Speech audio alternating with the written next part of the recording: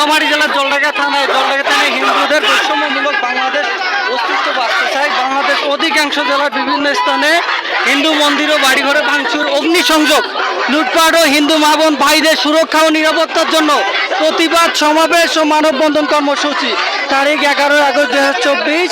আয়োজনে সনাতনী সাধারণ শিক্ষার্থী।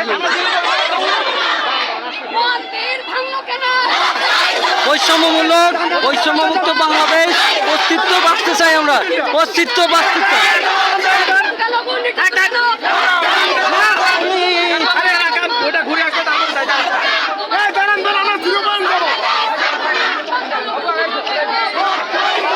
ওইদিক মিছিল গেছে একটা, ওইদিক নিয়ে যান।